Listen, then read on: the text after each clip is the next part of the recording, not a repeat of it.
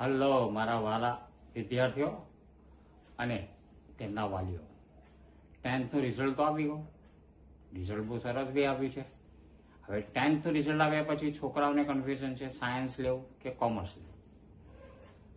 ઘણા બધા છોકરાઓ જે A1 માં છે, A2 માં છે, એ સાયન્સ લેવાનું વિચારે, બાકીના છોકરાઓ કોમર્સ અને બીજા છે આર્ટ્સ. હવે કન્ફ્યુઝન અહીંયા થાય છે કે સાયન્સ સિલેક્ટ કઈ રીતે કરવું અને કોમર્સ કઈ રીતે સિલેક્ટ કરવું. સાયન્સ સિલેક્ટ કરતી વખતે ખાસ તમારે મહત્વની વાત એ યાદ રાખવાની કે તમને એ ફિલ્ડમાં ઇન્ટરેસ્ટ છે કે નહીં. પર્સન્ટેજના આધારે સાયન્સમાં એડમિશન લેવાય નહીં. તમને એ ફિલ્ડમાં ઇન્ટરેસ્ટ હોય એ ફિલ્ડમાં જ તમારે તો જ સાયન્સ લેવું જોઈએ. એવું જરૂરી નથી કે તમારા 90% આવ્યા, 95% આવ્યા, 85% આવ્યા એટલે તમારે સાયન્સમાં જવું જોઈએ. 60% વાળો બી સાયન્સ લઈ શકે, પણ ક્યારે? એને એ સબ્જેક્ટમાં ઇન્ટરેસ્ટ હોય ત્યારે. કોઈની દેખાદેખી કરીને કે મારો ફ્રેન્ડે, મારી બેનપણીએ સાયન્સ લીધું એટલે હું પણ સાયન્સ લઉં, તો એવી ભૂલ કરતા નહીં.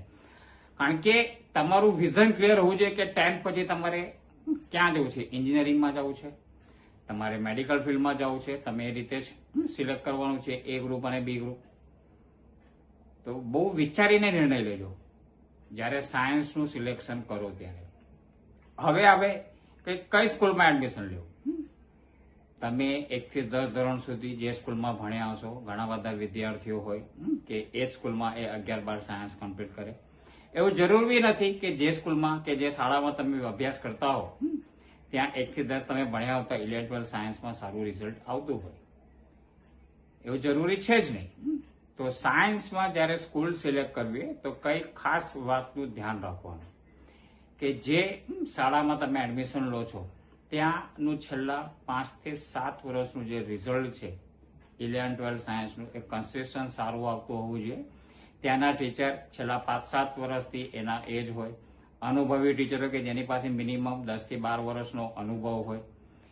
પ્લસ બેકઅપ ફેકલ્ટીમાં ભલે ફ્રેશર ટીચર હોય પણ એ ટીચર બી છેલ્લા 4-5 વર્ષથી હોવા જોઈએ કે જ્યારે વિઝિટિંગ ફેકલ્ટીના ટીચરો જતા રહે, મેઇન સબ્જેક્ટના ટીચરો, તો તમારા ડાઉટ સોલ્વિંગ માટે એ ટીચર તમને હેલ્પ કરે અને એ જ સ્કૂલમાં તમારી JEE કે G અથવા નીટની પ્રિપરેશન બી તમારી થઈ જતી હોય એવી શાળાને યોગ્ય પસંદગી આપજો.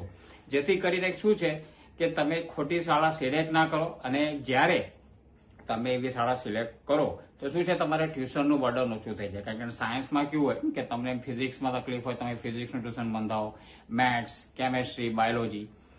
તો જો બધા સબ્જેક્ટનું ટ્યુશન તમને એક જ ઇન્સ્ટિટ્યૂટમાં તમને કોઈ જગ્યાએ ના મળે, તમને અલગ અલગ જગ્યાએ જાઓ, તમારો ટાઈમ વેસ્ટ વધારે થાય. અને સાયન્સમાં તમારે રીડિંગ અને પ્રિપરેશનનો સૌથી મેક્સિમમ ટાઈમ મળવો જોઈએ. પણ જો તમે ટ્યુશનમાં જાઓ, સ્કૂલમાં જાઓ, તમે પ્રિપરેશન કરી જ ના શકો જે તમે ભણ્યા છો, તો એ ટ્યુશન કે સ્કૂલમાં જવાનો કોઈ અર્થ રહે નહીં. અને મારા હિસાબે હું અત્યારે નડિયાદની વાત કરું છું તો નડિયાદમાં મારા હિસાબે મારો જે આટલા વર્ષનો અનુભવ છે અને જે મેં શાળાઓનું રિઝલ્ટ જોયું છે એના પછી 3 કે 4 શાળા એવી મને લાગી કે જ્યાં તમારે સાયન્સનું એડમિશન લેવું જોઈએ. એક જો ગુજરાતી મીડિયમમાં તમારો બાળક હોય તો શારદા મંદિરથી ઉત્તમ એક શાળા તમને મળે નહીં. ઇંગ્લિશ મીડિયમમાં તો તમે ETSમાં ટ્રાય કરી શકો, તમે વિઝનમાં ટ્રાય કરી શકો. નોલેજમાં જો તમારે ટ્યુશન ક્લાસીસ જવું જ નથી તો ત્યાં એમનું જે FG ફાઉન્ડેશન છે ત્યાં તમે ટ્રાય કરો. કારણ કે ત્યાં તમને G અને નીટની પ્રિપરેશન કરી આપવામાં આવે છે, જ્યાં તમારે પછી કોઈ ક્લાસીસમાં જવાની જરૂર ના પડે, તમારો સમય બચી જાય.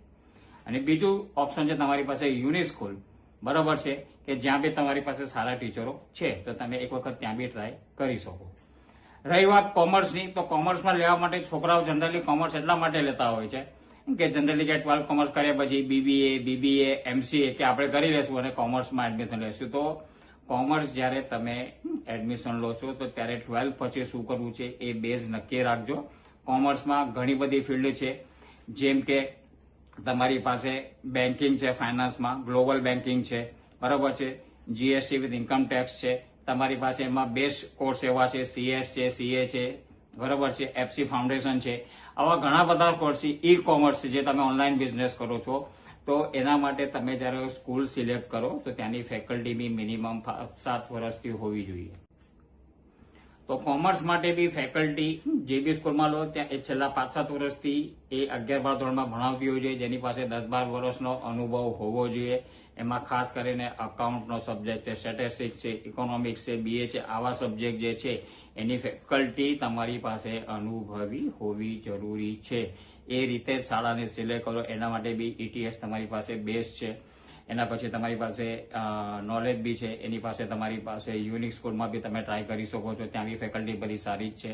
આ મારા આટલા વર્ષનો જે અનુભવ છે, અનુભવ પ્રમાણે કીધું નડિયાદમાં મને આ 3-4 સ્કૂલ એવી લાગી જેનું સાતત્યપૂર્ણ પરિણામ આવે છે અને ત્યાં છોકરાઓનું સારું એવું એ લોકો મહેનત કરીને સારું રિઝલ્ટ આવે છે. કારણ કે છોકરા પર ઇન્ડિવિજ્યુઅલ ધ્યાન આપે એવી શાળાઓ નક્કી કરવી. મહેરબાની કરીને કોઈની દેખાદેખીમાં આવીને સાયન્સ કે કોમર્સનો સબ્જેક્ટ કે સ્ટ્રીમ સિલેક્ટ કરતા નહીં.